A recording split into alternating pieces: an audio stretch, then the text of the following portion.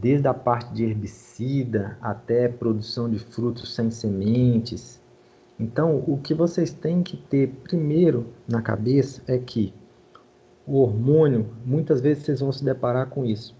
É igual aquela diferença do remédio para o veneno, né? O que muda é a concentração, a quantidade lá que você ingere, né? Ele pode ter diferentes resultados de acordo com a concentração, de acordo com o local da planta que você está falando, se é fruto, se é meristema apical, se é caule, o estágio fenológico da planta, né? Se está no florescimento, se está no crescimento vegetativo, reprodução.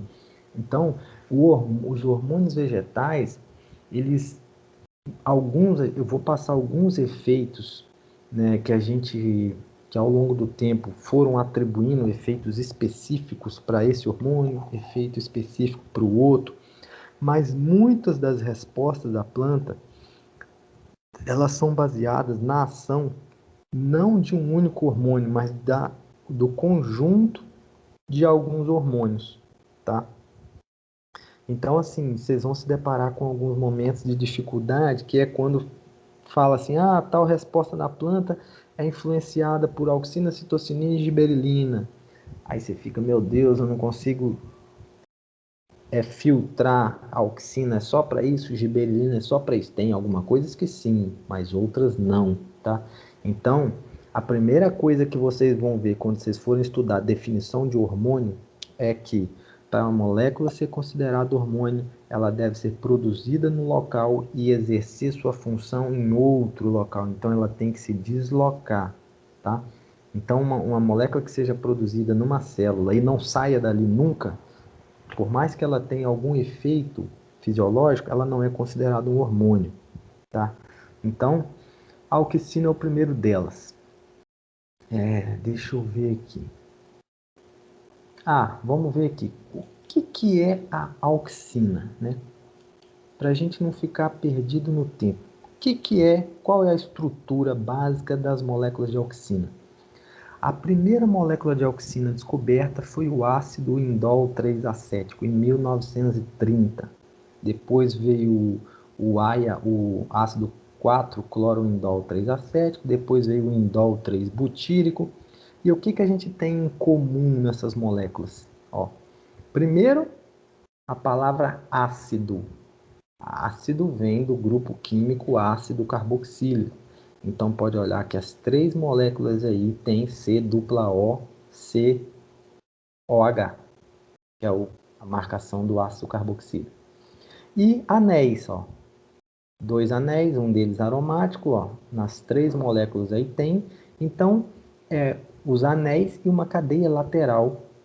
E essa cadeia lateral pode ser igual nas duas figuras de cima, ou pode ser cadeia lateral diferente, igual está aqui embaixo.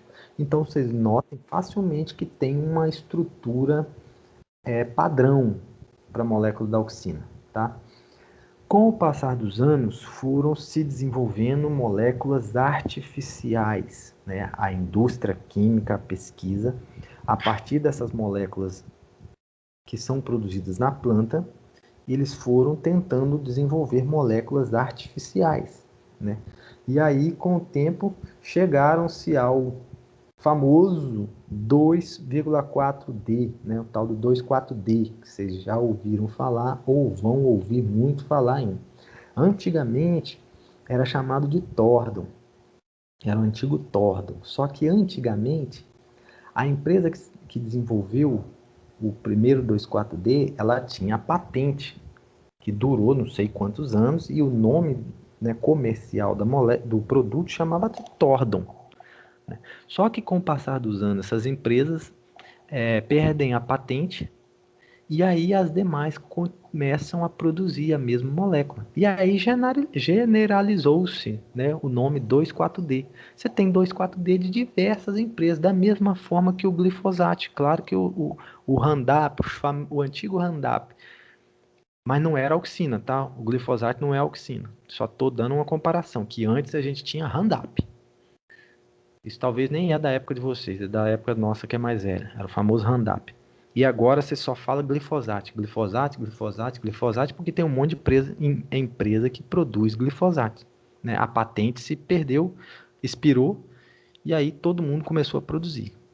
Então, o 2,4-D é uma molécula sintética que é utilizada como herbicida e como muitos fatores desfoliante na cultura do algodão. Você tem produção na uva para aumentar fruto, aumentar o tamanho do cacho. Você tem produção de frutos sem semente, que a gente vai falar um pouquinho depois, a partenocarpia. Então, é o mesmo produto, a mesma molécula, só que aplicado em concentrações diferentes, em plantas diferentes, em estádios fenológicos diferentes. Então, a pesquisa serve para isso, pegar a molécula, testar concentrações e a época que você vai aplicar isso na planta. É claro que vocês vão chegar no mercado, essas coisas já estão resolvidas, né? Alguém faz essa pesquisa por trás, as empresas, as universidades e por aí vai. E isso hoje é aplicado em larga escala na agricultura, né?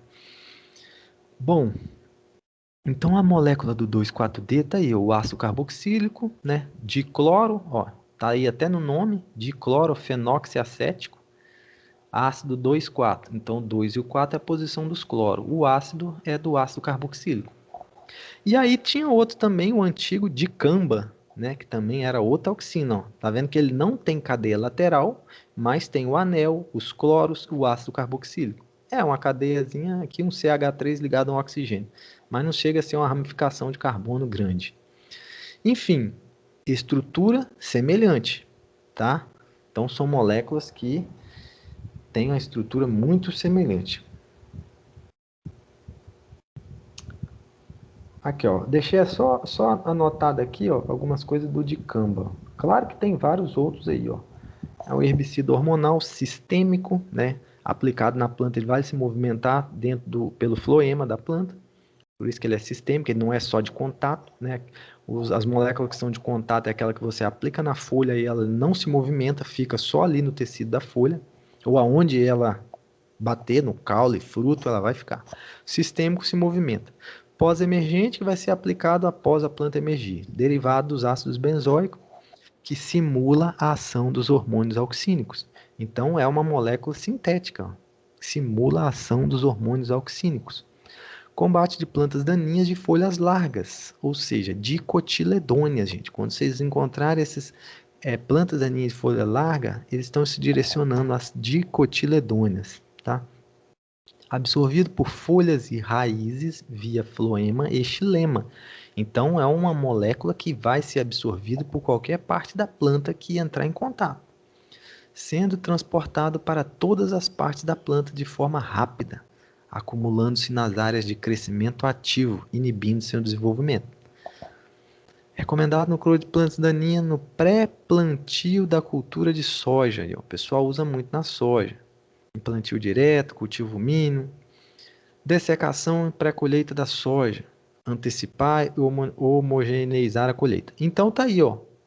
É uma auxina utilizada como herbicida, já caracterizada para algumas culturas, já tem metodologia, tudo certinho de como fazer, momento de se fazer, tudo certinho. Produção. Isso aqui não. Deixa eu ver o que mais aqui.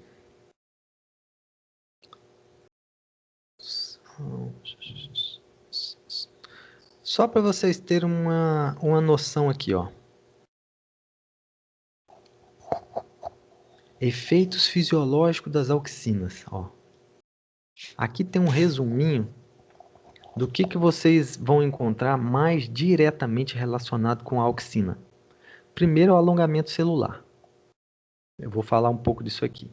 Depois vem tropismo. Vou mostrar também umas figuras para vocês, de fototropismo e gravitropismo.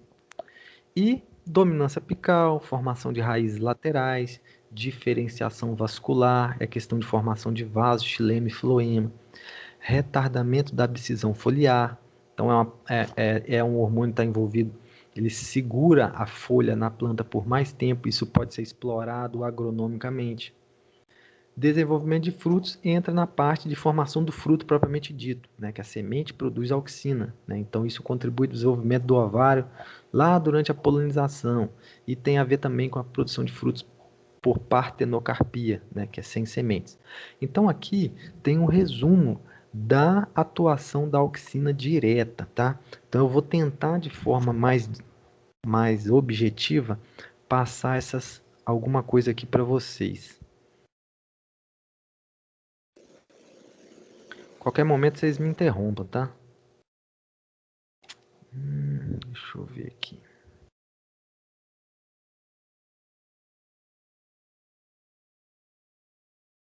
Vou deixar o alongamento celular para o final. Aqui, ó.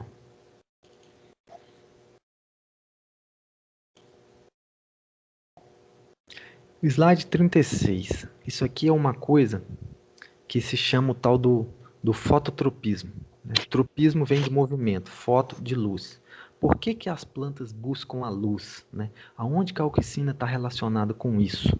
Primeiro, que a auxina é produzida nos meristemas apicais e radiculares, ou seja, aonde eu tenho alta divisão celular é nos meristemas. Então, são locais que as células estão se dividindo constantemente. Então, ali eu tenho grande produção de auxina. Então, um ramo vegetal ou o ápice de uma planta, ele vai sempre buscar a luz. E aí, o que os caras fizeram? Nessa figura aqui, essa planta da esquerda, ela está em pé, verticalzinha, bonitinha. E note que tem uma coloração azul no caule dela, que foi a marcação da auxina com reagentes químicos. Né? Essa planta está em pé porque ela recebeu luz vertical do sol, normalmente. Então, ela não tem uma luz unidirecional como essa da figura da direita, que a planta está torta. Por que ela está torta? Porque os caras colocaram uma luz na lateral dela. E não tem luz vindo de cima. Vem uma luz lateral. Então, a planta se desloca, ela se entorta para buscar essa luz. E aonde que a auxina entra nessa história? Qualquer ramo de planta vai apresentar essa resposta. Olhe nessa figura aqui, onde eu estou mostrando com o mouse, que a marcação azul da auxina está mais no lado esquerdo, aqui onde eu estou passando o mouse. Esse lado esquerdo, eu vou caracterizar ele como o lado que ficou sombreado. Porque se a luz está vindo da direita, essa parte aqui do caule não vai tomar luz, ele vai ficar sombreado, desde o ápice da planta até o meio do caule aqui, propriamente dito. Ou seja, a parte que não toma luz fica sombreada, e a planta percebe isso e acumula auxina nessa parte sombreada. E o que vai acontecer? Como a auxina induz as células a se dividirem, se eu acumulo a auxina no lado sombreado, esse lado vai se dividir, vai produzir mais células, essas células vão se expandir, e então o lado sombreado vai crescer mais do que o lado que tomou luz. Por isso que ela entorta. Vocês conseguiram entender isso aí, gente? O que eu disse?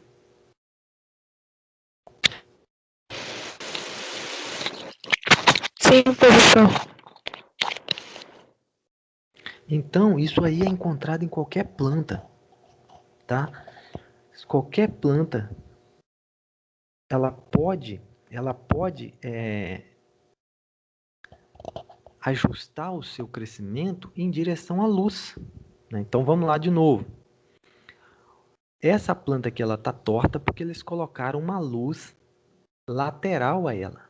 É como se colocasse uma lâmpada aqui na lateral. A luz não está vindo de cima, como vem do sol normalmente. Né? Em laboratório, né? Cobre a planta e coloca uma lâmpada na lateral. Então, a luz bate nela de forma lateral. Com isso, a auxina produzida no ápice, porque aqui onde eu estou mostrando o mouse, no ápice, tem um meristema apical produzindo várias células que estão se dividindo. É um meristema. Essa auxina é produzida no ápice e se move para o lado que não toma luz, que fica sombreado. Então, esse lado sombreado vai ter uma alta concentração de auxina, que está corado com a cor verde aí, meio azul.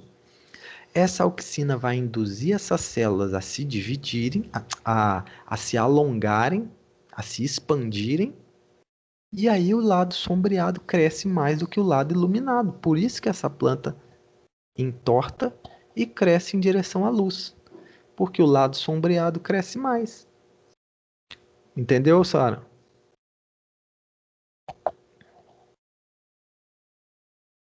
Então, para qualquer planta vai ser isso daí.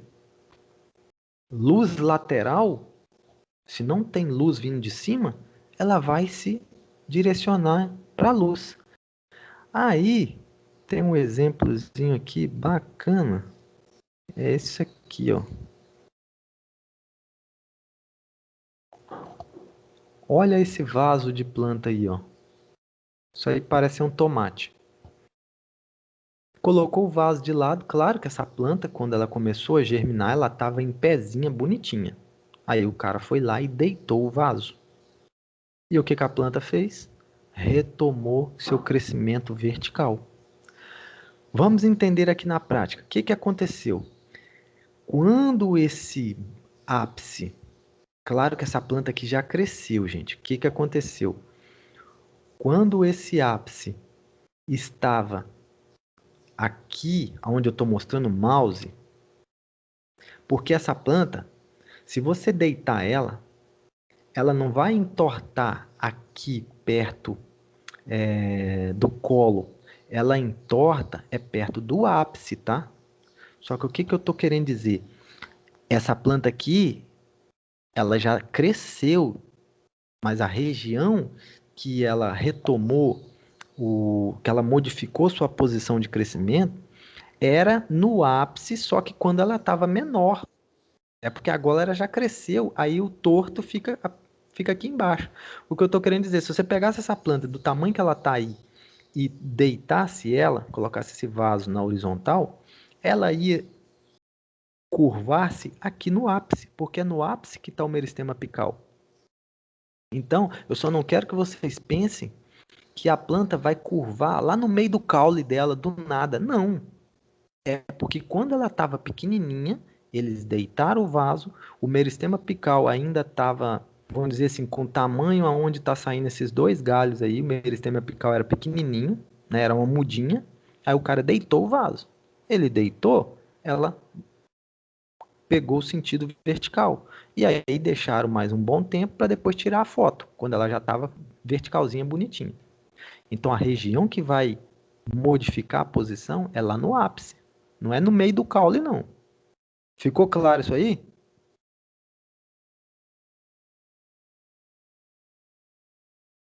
Igual essa que está aí do lado aí, ó. Botou de cabeça para baixo. E ela consegue retomar. Aí o que aconteceu aqui? Quando esse meristema estava pequeno, era só uma muda. Eu vou falar isso agora, Carol. Quando essa planta estava uma... Logo que ele virou essa planta de cabeça para baixo aqui ou de lado, a auxina acumulou-se na parte de baixo. Isso tem a ver com a gravidade também. A auxina se acumulou na parte de baixo do meristema apical. E aí ela faz com que as células da parte de baixo se expandam igual daquela figura que eu mostrei com a coloração azul esverdeada. A auxina fica toda acumulada aqui na parte de baixo do caule, do meristema apical.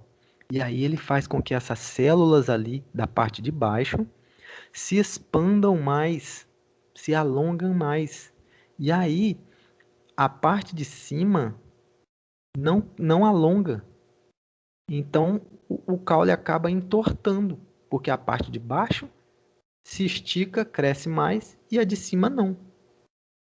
Então é por causa da concentração de auxina. Por isso que você vê por exemplo, em regiões que tem muitas montanhas, quando os caras vão cortando estrada para fazer estrada assim, ó, o pessoal costuma plantar eucalipto, plantar umas árvores nos barrancos, num ângulo de 45 graus assim, ó.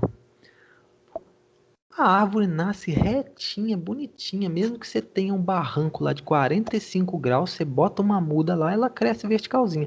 Ou uma raiz, às vezes um galho. Por que que as plantas tentam sempre crescer na vertical? Por quê? Deixa eu voltar lá naquela figura. Essa daqui, ó. Essa daqui é um exemplo, mais ou menos, de como que é a tal da luz lateral, ó. A luz incidindo na lateral faz com que a auxina se acumule do outro lado, e aí esse lado aqui é induzido a se alongar, e as células crescem mais desse lado, e aí o meristema apical entorta. Então vai ser sempre no meristema apical. Deixa eu ver aqui. Volta nessa daqui, ó. Por que que as plantas crescem verticalzinha, bonitinha? É esse exemplo que está aqui na esquerda. A distribuição de auxina é idêntica dos dois lados, ou seja, em todo o meristema apical do caule da planta, a distribuição de auxina é igual. Então, as células da circunferência toda da planta se expandem e se dividem na mesma proporção, na mesma velocidade. Então, a planta cresce sempre na vertical. A partir do momento que você colocou uma luz lateral ou um broto de uma árvore que sai, o galho de uma árvore, às vezes ele sai para a lateral, assim, né? E depois ele retoma um crescimento vertical. Por quê? Porque há uma movimentação da auxina. No caso, essa daqui é a situação que a luz bate de forma lateral. Aí a auxina se acumula no lado sombreado. No caso do galho, quando eu tenho um galho de uma árvore, a auxina se acumula igual está aqui, ó. No caso dos vasinhos aqui que a gente botou de cabeça para baixo, a auxina se acumula na parte de baixo e faz com que esse galho tome o crescimento para cima, vertical. Porque se a planta precisa de alguma coisa que mostre para ela de onde que a luz está vindo. Então, os hormônios vegetais, com essa questão de influenciar a extensão das células, ele facilita esse posicionamento correto da planta, do meristema apical, sempre buscando a verticalidade, para ela não ficar torta. Tá? Então, vocês podem fazer o teste aí em casa, quem quiser pegar uma planta. Sua mãe vai brigar com vocês? Vai. Ela não vai entender? Não vai. Mas depois que acontecer, aí você mostra para ela. Mas aí você já vai ter entortado a planta. Imagina esse vaso aí, da esquerda. Se o cara pegar ele e colocar na posição correta agora, o que vocês acham que vai acontecer com esse vaso? Vocês acham que essa região aqui vai ficar do mesmo jeito ou ele vai modificar alguma coisa aqui nessa região onde eu estou mostrando o mouse, tá? Nessa aí eu acho que não vai modificar nada, professor. Correto, não vai mudar nada. Quem que vai Porque é no mudar? ápice, né? É No o ápice ápice. dela que vai mudar. Isso aí. Essa planta, se você botar ela em pé, então, ela vai retomar o crescimento vertical e vai ficar igual um S, né? Um S. Essa que tá de cabeça para baixo vai ficar bonita. Vai ficar um troço. Todo enrolado. Mas aí, o que que a natureza explica? Que a planta vai arrumar um jeito de corrigir. Ela vai ficar feia, vai ficar toda troncha, mas ela vai dar um jeito de crescer na vertical. A planta estiolada, lá naquele caso, é só por falta de luz. Aí é a questão do fitocromo, né? É a questão do fitocromo que induz ela a buscar. Mas os hormônios vão estar atuando lá também, para fazer o alongamento das células, do mesmo jeito.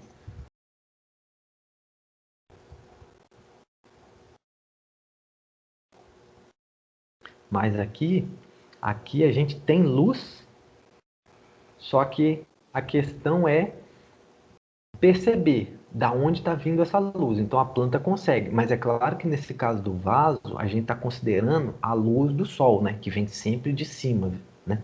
Se você pegar esse vaso e colocar uma luz lateral nela também, aí você vai induzir a planta a ir para o lado que a luz está. A gente está dizendo luz do sol mesmo. A questão é vocês entenderem, né? Por que, que as plantas retomam a posição? Porque está relacionado com a auxina, que é produzida no meristema apical e que tem a ação de induzir a expansão das células ali. Agora, e a raiz? Por que, que a raiz não cresce para cima do solo, cresce sempre para baixo? Aí a gente tem o tal do gravitropismo, que é o que eu tinha colocado aqui, ó. Quer ver, ó? Cá atrás, ó. Ó, aqui nesse slide eu tinha colocado ó, fototropismo, que é a luz, e o gravitropismo, que é a gravidade. Então vamos ver por que, que a raiz. Temos exemplo aqui, ó. Deixa eu ver qual parte aqui que é melhor. Aqui, ó. Da semente do milho. Já era o próximo, eu não lembrava. Pessoal, agora é o seguinte. O que eu falei para a parte aérea, para o sistema radicular, vai ser ao contrário. Mas cuidado para a gente não fazer confusão e vocês não se embananarem.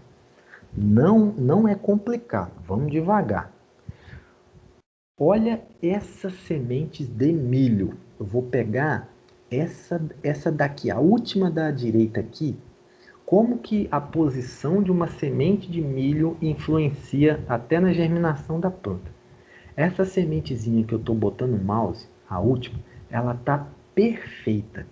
A posição que ela está aqui permite o coleóptilo aqui crescer vertical e o meristema da radicular aqui, ó, da raiz, crescer na vertical, né, para baixo. Agora, vamos analisar essas outras sementes aqui que foram colocadas de cabeça para baixo. Essa primeira que eu estou mostrando no mouse. Olha a parte aérea, o coleóptilo aqui, ó. Ele está fazendo aquele mesmo comportamento dos vasinhos ali que ficaram de cabeça para baixo.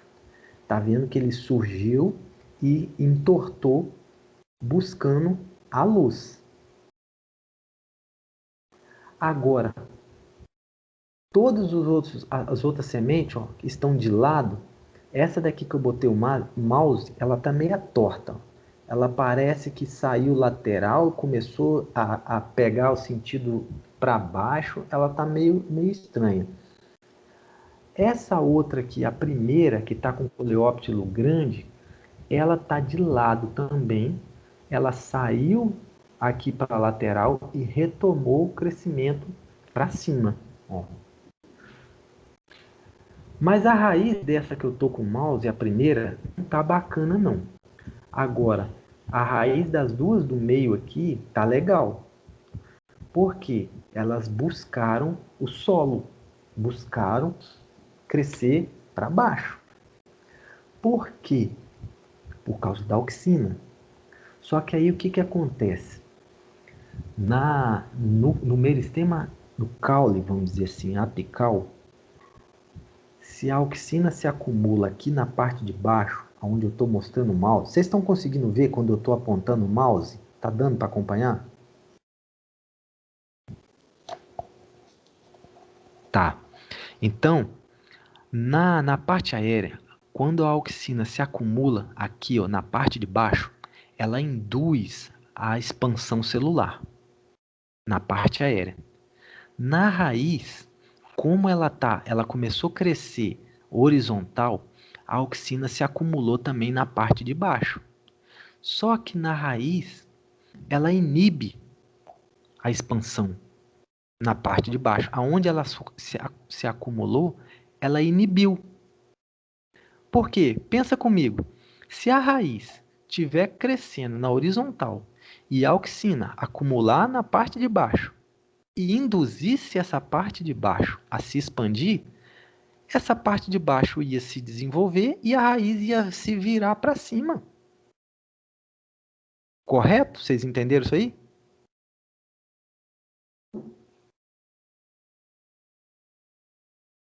Mas se a raiz está crescendo para baixo, é porque a auxina se acumula na parte de baixo por causa da gravidade, mas ela não induz a parte de baixo. Pelo contrário, na raiz ela inibe. Aonde ela concentra, ela inibe. Ah, Leandro, mas como é que a parte de cima então se desenvolveu e forçou a raiz crescer para baixo? Porque na parte de cima não acumulou auxina. E os tecidos do meristema, da raiz, percebem que quando a auxina diminui, as células se expandem. Então é o contrário. Na raiz, aonde acumula, inibe a expansão. E a parte de cima, que não se acumula auxina, é estimulada. Então, se você comparar com o caule, é o contrário. Ó. No caule, aonde ela acumula, ela estimula. Na raiz, aonde ela acumula, inibe.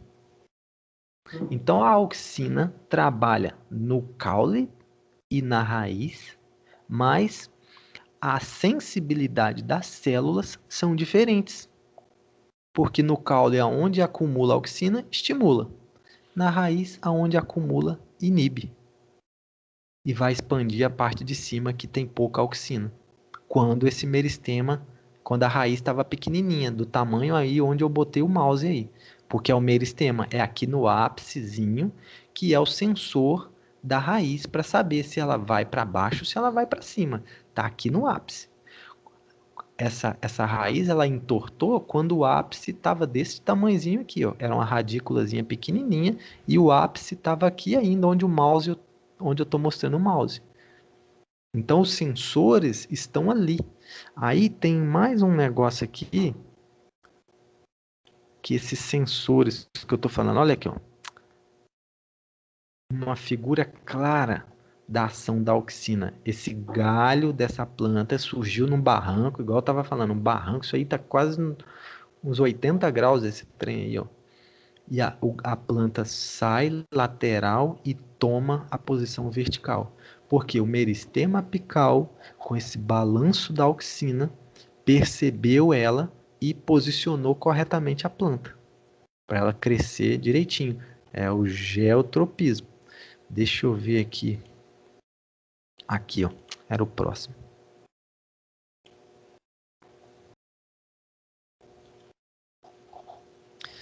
Essa figura aqui, ó, é o ápice de uma raiz, ó. Só que aumentaram no microscópio, né? E aí, o que eles mostram? Na coifa aqui, ó, né? Tá mostrando aqui, é o ápicezinho da raiz. E aí, ó, essa célulazinha aqui, ó, que tá com esses pontinhos pretos aqui, eles aumentaram isso daí e virou essa foto grande que tá aqui à direita. O que são essas bolinhas pretas aqui, ó? São os chamados estatólitos, que na verdade são amiloplastos. Lembra dos plastídeos? São amiloplastos que funcionam como sensores de gravidade. Então eles estão no ápice da radicular, nas células lá do ápice. Então são amiloplastos estatólitos que eles se acumulam na parte de baixo da raiz. Se ela estiver crescendo verticalzinha, eles vão se acumular aqui na parte de baixo. Se a raiz estiver crescendo horizontal, igual aquela semente de milho, os amiloplastos vão se acumular de acordo com a força da gravidade. Então, esses amiloplastos, ó, são eles que se acumulam na parte de baixo e fazem com que a auxina se acumule na parte de baixo, tá? Então, o sensor de gravidade das plantas são esses amiloplastos, esses estatólitos. E aí a auxina vai para onde eles direcionam. Isso está lá no ápice. Ali eu falei da raiz, né? Mas isso funciona, né? Aqui, ó, como se fosse aqui onde eu estou mostrando aqui, o ápicezinho da raiz. Então, os amiloplastos respondem à gravidade, se posicionam de acordo com a gravidade, né? E a auxina se move para lá. Como é um ápice de raiz, aonde a auxina se acumular, não vai desenvolver. Pelo contrário, vai desenvolver o outro lado. Tem um desenho aqui esquisito aqui, que ele mostra um pouco disso. Ó, esse próximo aqui, ó.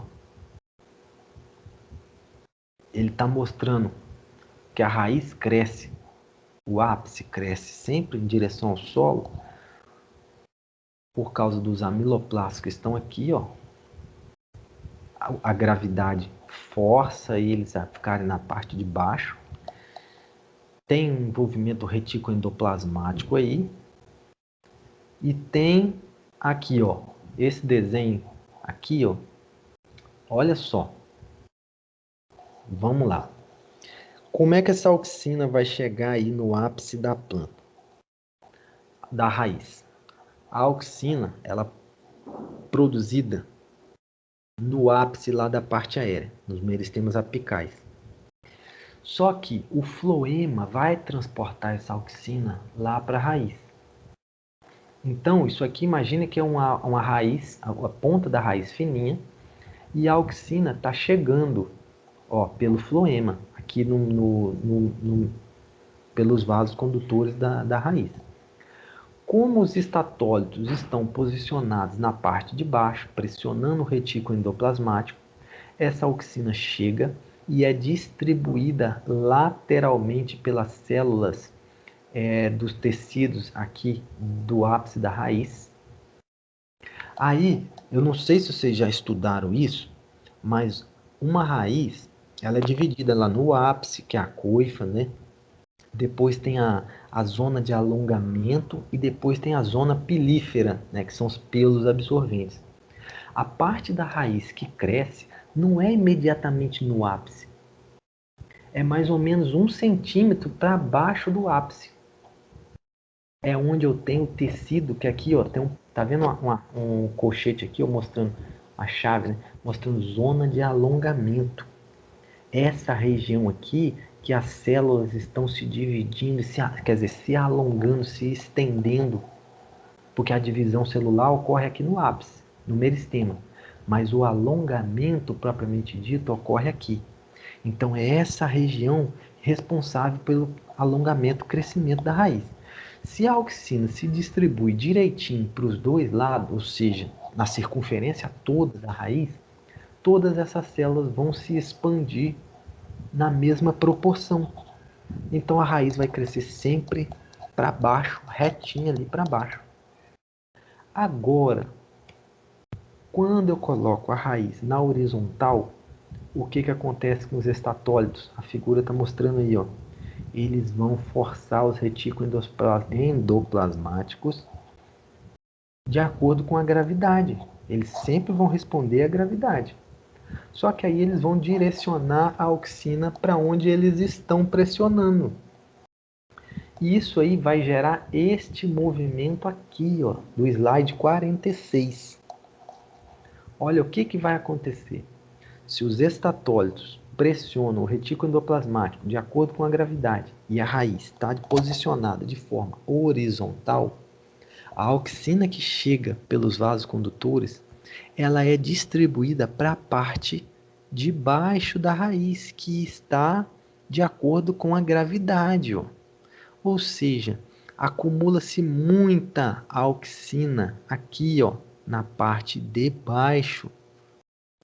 Essa auxina no sistema radicular aqui, ela vai inibir o alongamento dessa região. E vai faltar auxina na parte de cima, ó, baixa concentração de auxina. Essa baixa concentração que vai estimular as células daqui de cima a se expandirem mais. E aí surge a curvatura do ápice radicular, tá? Então, é baseado nisso daí.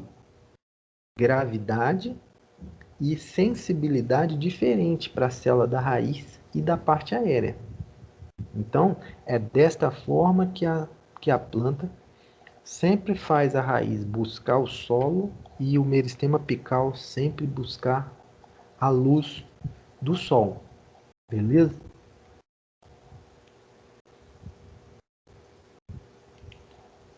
Deixa eu ver aqui. Dominância apical. Quem aí já verificou este efeito aqui naturalmente ao longo da vida? Quando você corta um broto, um galho, e daí depois de um tempo você verifica o surgimento das brotações. Quem já viu isso aí na prática?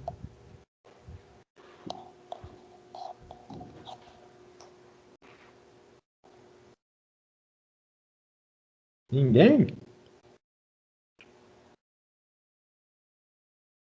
O professor ia falar isso que ele falou agora. Acho que no pé de manga já vi acontecer bastante isso. É isso aí. Qualquer árvore que você vê aí, às vezes, você podando, cortando algum galho, alguma coisa, vai apresentar esse efeito aí. Isso é natural. Com bonsai também, né? O pessoal vai com Sim, bonsai para sim. formar copa pequena. Aí, ó.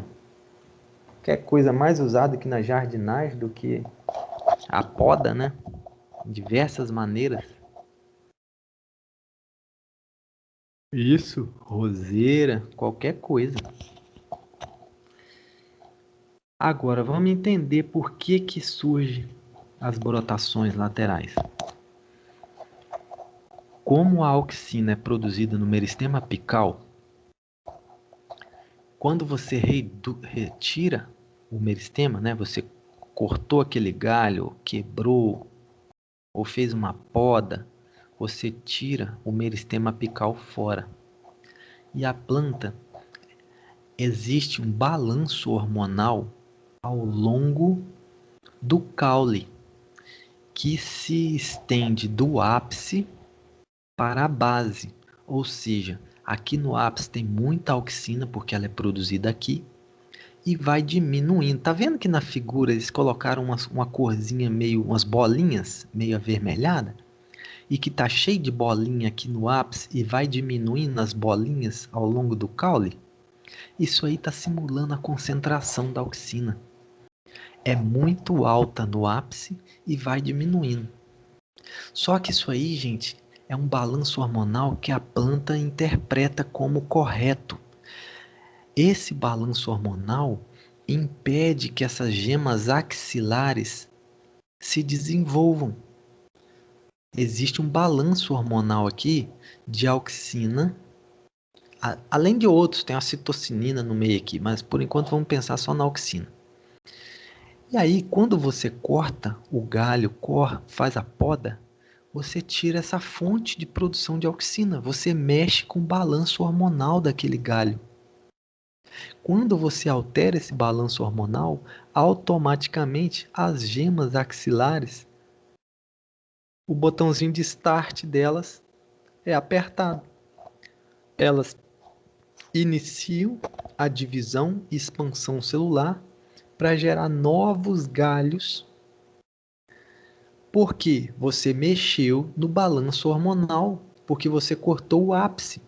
Quando esses brotinhos surgirem, vocês concordam comigo que cada ponta no ápice é um novo meristema apical, igual o que foi retirado aqui no galho? É um novo meristema apical, só que aqui no caso a figura está mostrando 6 novos meristemas apicais, né? Então são 6 locais novos produzindo auxina de novo para retomar a fonte produtora de auxina. Então assim, cortou, mexeu no balanço hormonal, automaticamente as gemas vão começar a se desenvolver. Elas estão ali quietinhas, paradinhas, só esperando o momento.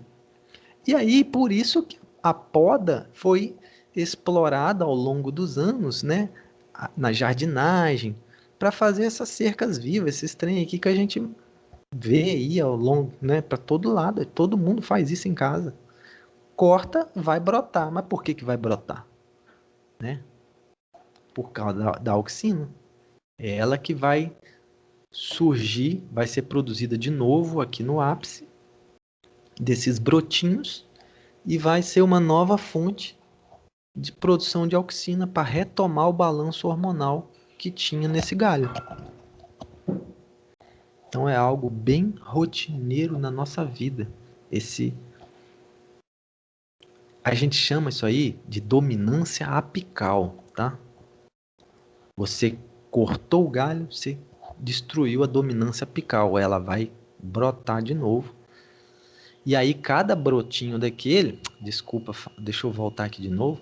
Cada galinho desse que vai surgir, ele vai apresentar o mesmo comportamento desse aqui da esquerda. Alta produção de auxina no meristema apical e um gradiente de auxina ao longo do galinho, que vai crescer. Enquanto ninguém cortar esse galinho aqui e tirar o ápice, ele vai crescendo. Se você vier e cortar ele, ele vai brotar as gemas laterais de novo em cada folhinha dessa aqui novamente. Se você não cortar o ápice, ele vai crescendo. Mas na jardinagem aí você está sempre cortando, sempre podando e esperando a brotação vir de novo. Deixa eu ver aqui o que mais. Aqui, ó.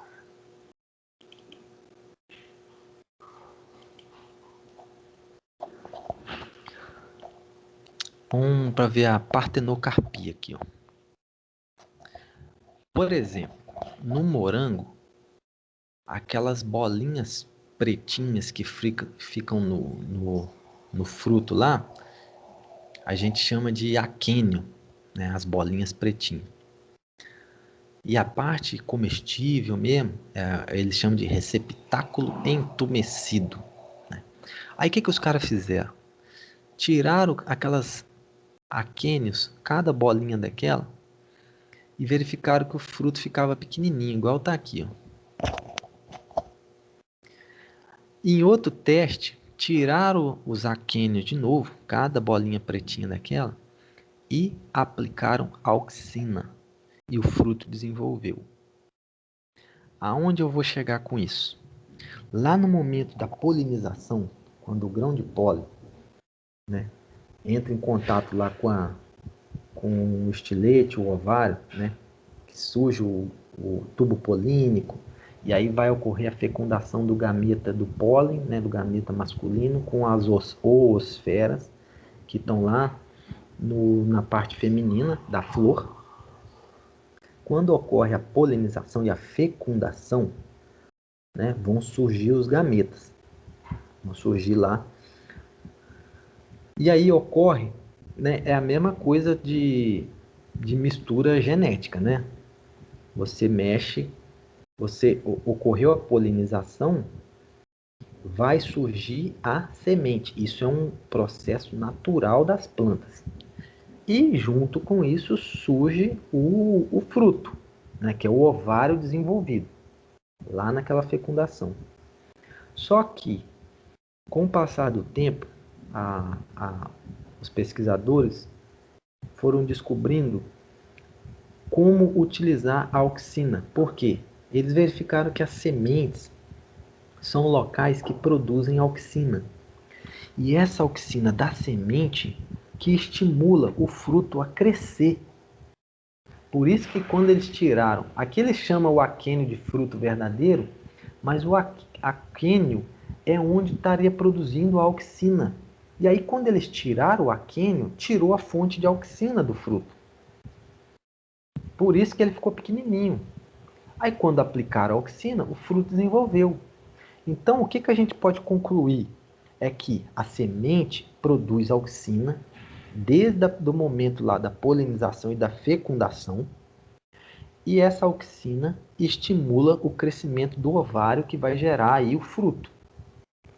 E hoje, isso aí foi explorado de forma que você tem melancia sem semente, você tem citros sem semente, a banana já é um caso natural, que aí a gente vai misturar tudo aqui agora.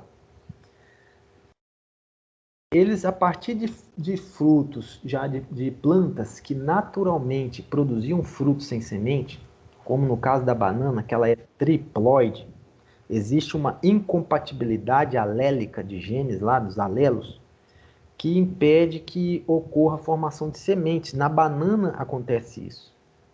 Tem citros que acontece isso. E tem a forma industrializada de se produzir incompatibilidade de alelos, que é o que foi feito com a melancia.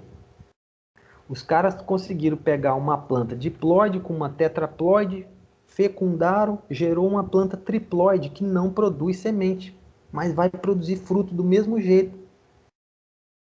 Ah, mas como é que vai produzir semente? Como é que vão comercializar?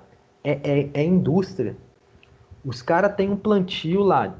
Eles têm 2 plantios de melancia. Um de planta diploide e outro tetraploide. E eles misturam as duas, produzem uma semente e eles plantam. Só que essa planta, quando ela crescer, ela só vai gerar o fruto sem semente. Ela não vai dar semente. Então, e são sementes caras. Quem não quer chegar no mercado e pegar uma melancia sem semente? Um limão sem semente? Então isso é caro. Aí o pessoal não sabe por que supermercado, né? A loja está vendendo essa fruta tão cara. Porque a tecnologia que está embutido ali é cara. Tem genética, tem manipulação molecular e genética para produzir aquela semente. Então a semente, quando o produtor vai comprar, é cara, é mais cara do que as outras melancias normalmente comercializadas. Porque para os produtores de semente produzir aquela semente, eles têm toda a engenharia genética por trás daquilo. E não adianta o produtor comprar essa semente e achar que a planta dele vai produzir semente, que ele vai pegar aquela semente e plantar de novo. Não, o fruto já vai vir sem semente.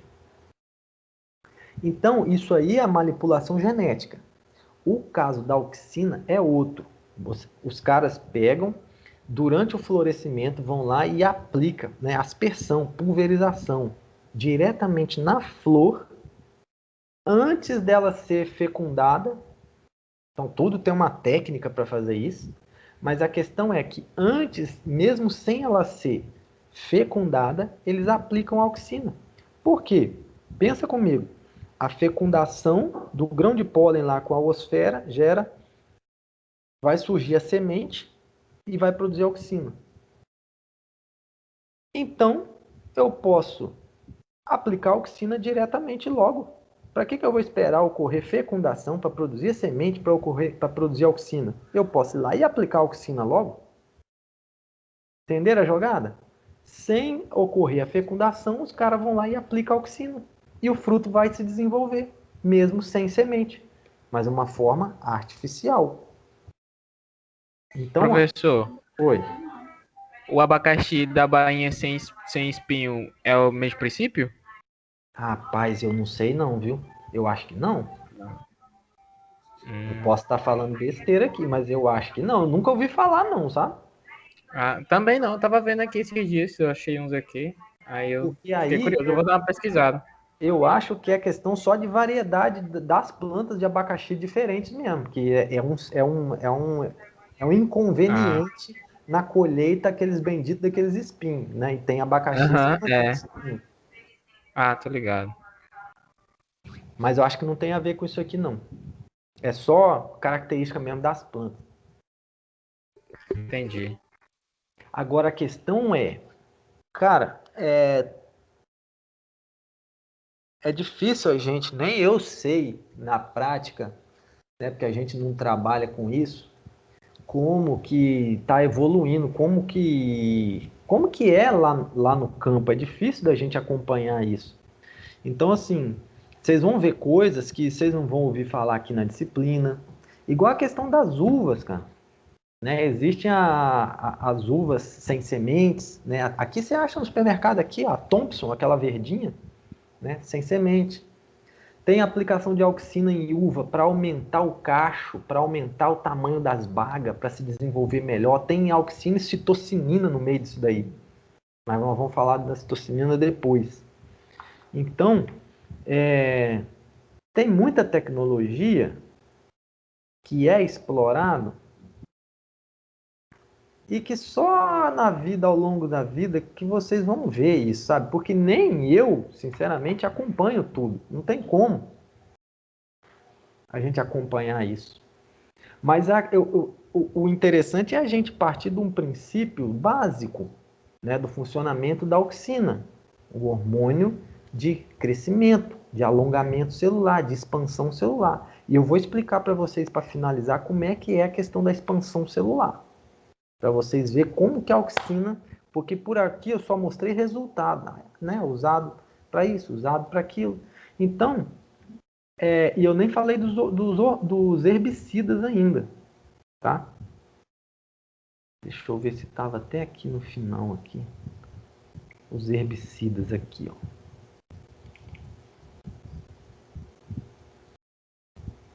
Deixa eu falar dos herbicidas aqui, que depois eu falo Já deu 3 horas já. Vamos lá. Quem aí já ouviu falar, né? Quem nunca ouviu falar da guerra do Vietnã? E alguns podem ter ouvido falar do tal do agente laranja, que foi usado lá na guerra. Alguém aí já ouviu falar disso? Ou não? É muito específico, né? O que os caras quiseram fazer? Os vietnamitas lá tinham aquelas rotas deles, né? As trilhas que eles se movimentavam lá, e os americanos queriam descobrir aonde eram as rotas dos vietnamitas para matar os caras, né?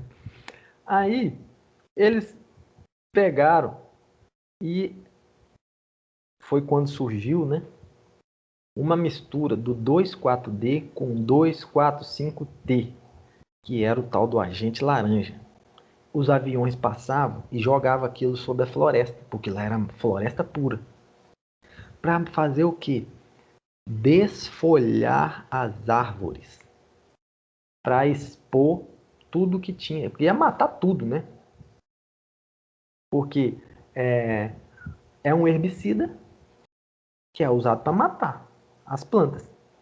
Os caras aplicavam aquilo lá nas florestas para matar as árvores, tudo, acabar com as folhas, para poder ver quem estava embaixo. Só que os desgraçados vietnamitas, eles mudavam a rota. Quando os americanos aplicavam lá na trilha deles, lá, sei lá, os caras mudavam a rota. E aí os americanos se lascaram com essa história aí.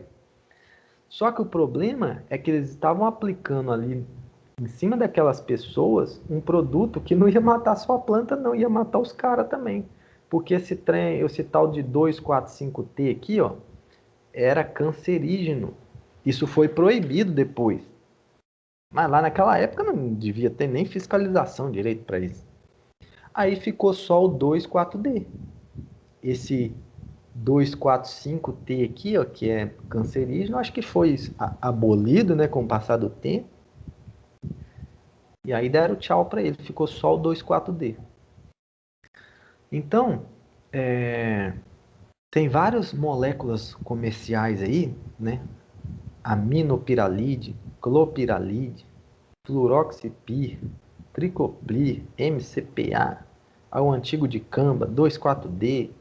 Tem um monte de auxina sintética por aí.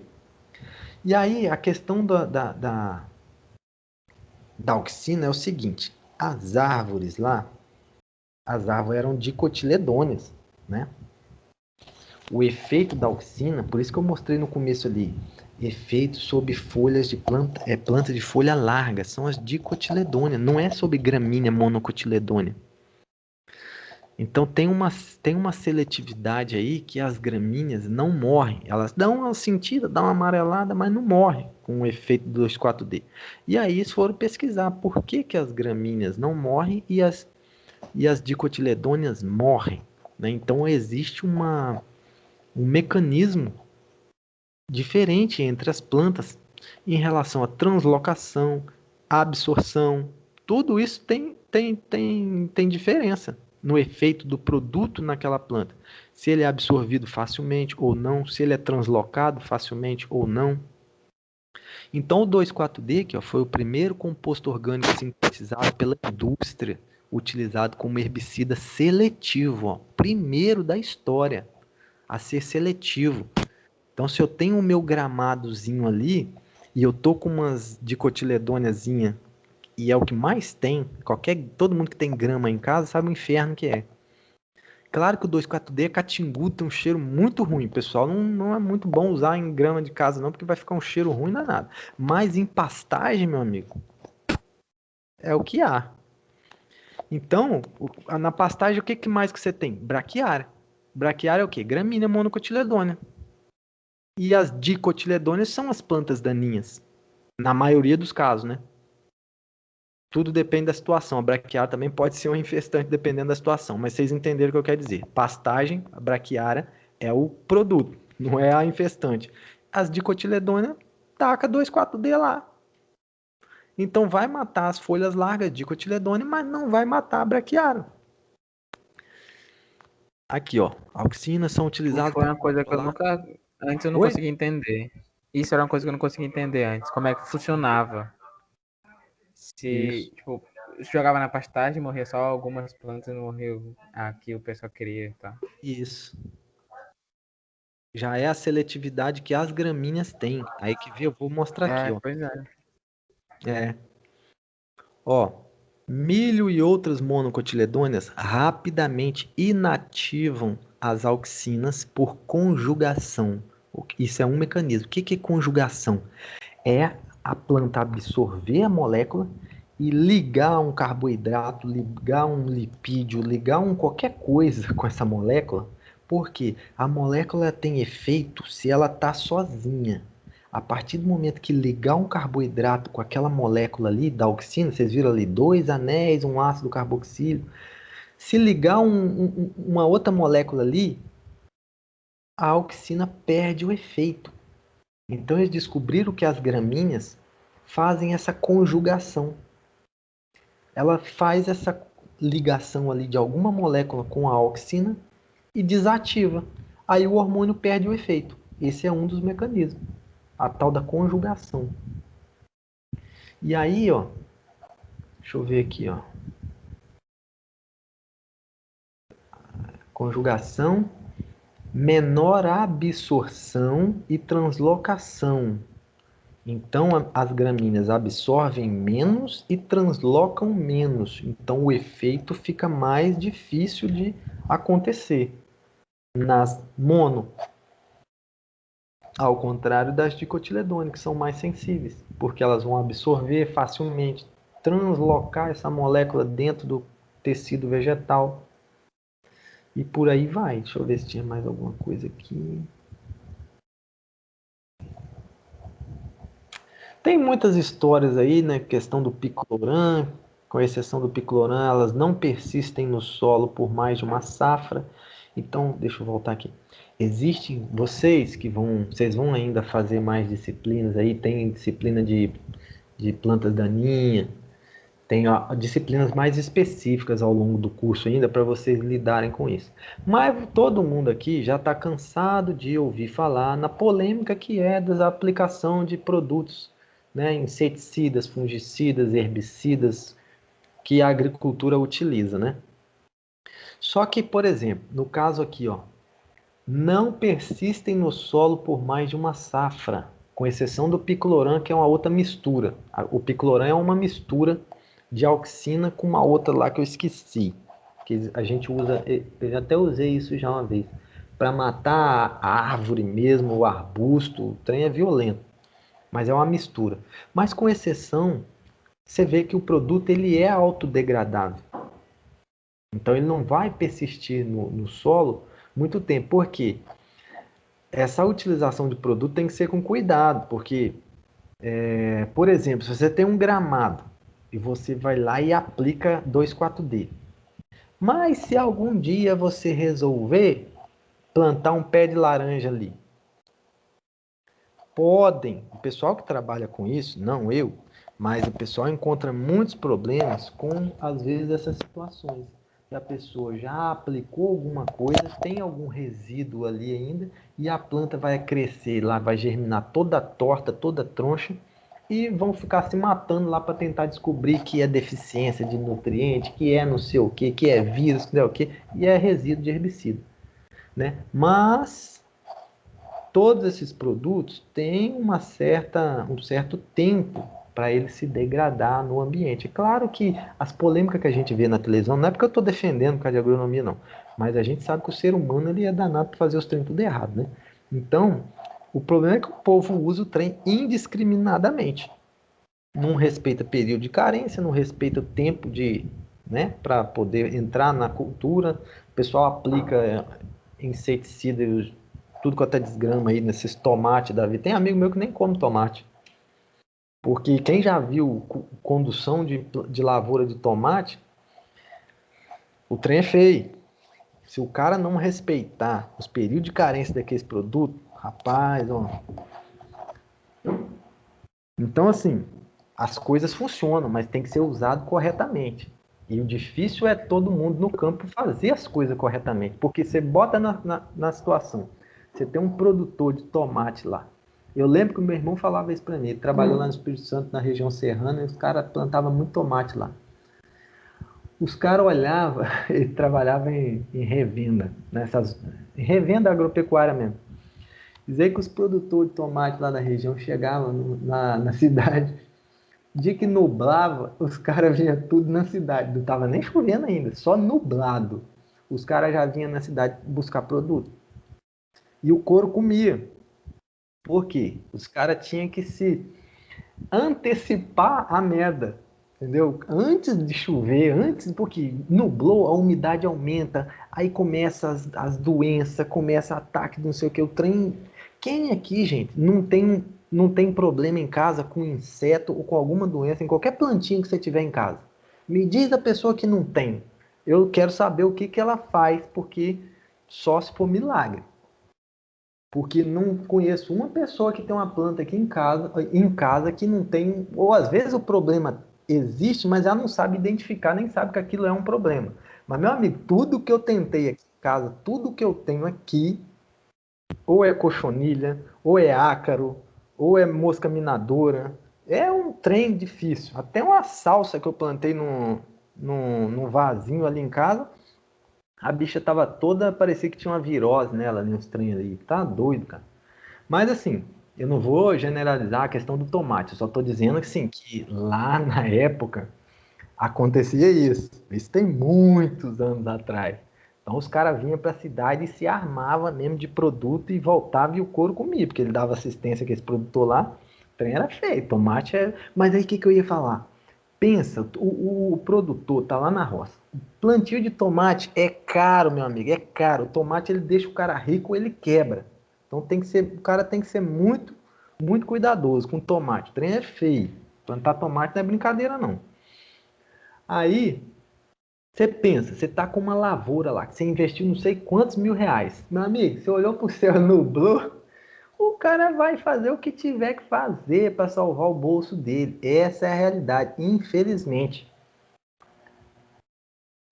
Vai sofrer quem vai estar lá na ponta, né? Que vai lá buscar no supermercado, entendeu? Infelizmente. Mas é aquela história. Você acha que quem desenvolveu o produto desenvolveu pensando que a pessoa ia usar o trem indiscriminadamente? Não. Né? Teve pesquisa, teve estudo para mostrar, ó, esse produto se aplicado na dose tal, na época tal, respeitando o período de carência, é uma coisa, mas daí a pessoa fazer o uso correto, aí é outros 500, né? Infelizmente. Então a gente vê muito, vocês já escutam muito, né? Polêmica aí de produtos de mau uso, né? E a televisão tá em cima aí, ó. Mas o pessoal não Pois usa. é. Professor, e quem que regula quando um herbicida ou algum outro agrotóxico ele perde funcionalidade, o que ele vai tratar fica mais resistente? O pessoal modifica, tira do mercado? Como é que é? Quem faz isso? Rapaz, eu não acompanho muito isso não, cara, mas assim, o que eu vejo, mais ou menos, é que os próprios produtores, né, vão verificando que aquele produto já não faz mais efeito, né? É igual para Não é mais inseto, viável. resistência. Geralmente é os órgãos fiscalizadores, né? É. Ah, assisti uma palestra uma vez da DEST, no tempo do Instituto. O cara que fazia fiscalização, ele indo na casa de pequeno produtor, né? E ele registrava, tirava foto do pessoal guardando herbicida, tudo tipo com louça, onde o pessoal lavava louça, onde o pessoal guardava comida, tudo junto, tudo misturado. Era meio doido. Não, e esse negócio é doido porque, tipo, só acontece essa fiscalização quando é uma coisa regulada. Não tem convênio com a ADEL, então contato com a ADEL ou alguma fiscalização, Pois né? é. Quando não é, aí acontece igual esse aí. Deve ter sido alguma denúncia e tal, aí pega no flagra e a pessoa se lasca. Pois é. Quando pega, né? A fiscalização é um dos trem mais difíceis que tem de se fazer. E principalmente aqui no estado de Roraima, que as dimensões são gigantes, a mão de obra do CREA ou da ADER e dos órgãos é pequena para dar conta de um estado desse tamanho. É difícil demais, né? Muito pequena. E não quer abrir espaço ainda, parece, pro povo trabalhar. É. Ixi, eu acompanhei muito o pessoal do CREA ali na época que eu era conselheiro lá. A fiscalização não tinha recurso, não tinha gente. Deu uma melhorada, sabe? Mas para aqui dentro da cidade, você sempre vê toda a placa aí, ó. Tem uma plaquinha nas obras, né? Engenheiro civil tal. E é muito fácil dos fiscais acompanhar, fazer fiscalização dentro da cidade, para o pessoal da engenharia civil que eu estou falando. Viu uma obra sem placa? Ó, denuncia, pá. E a agronomia? E a zootecnia? Quem que vai estar rodando aí nas roças para ver que tem alguma coisa errada, madeireira, para fiscalizar, né? Agora eu já estou generalizando o trem demais, já está até fugindo do foco. Mas estou falando assim, fiscalização dentro da agricultura é difícil demais, rapaz, porque tudo Pois é é. longe.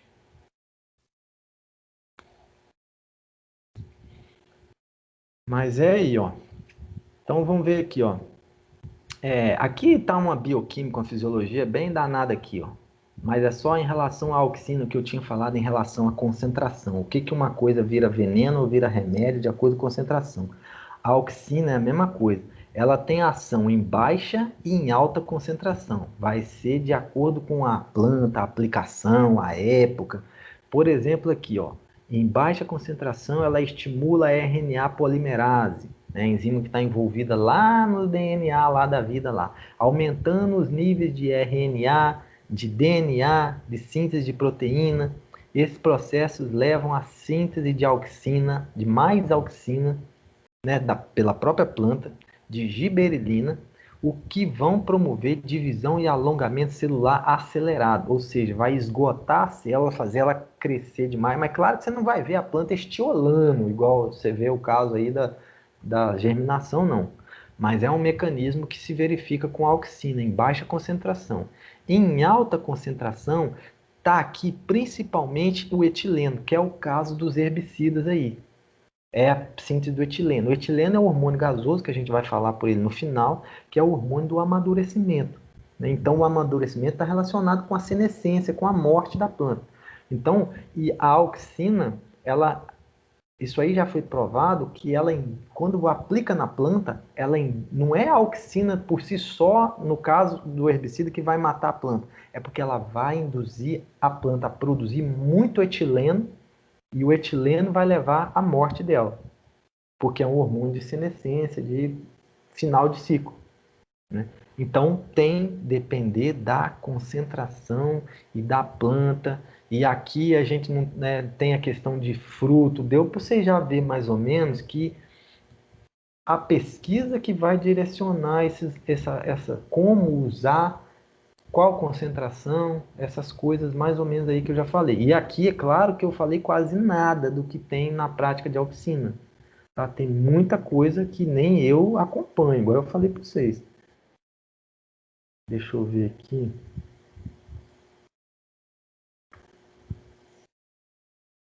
O que é isso aqui, meu? Deixa eu ver se eu volto aqui.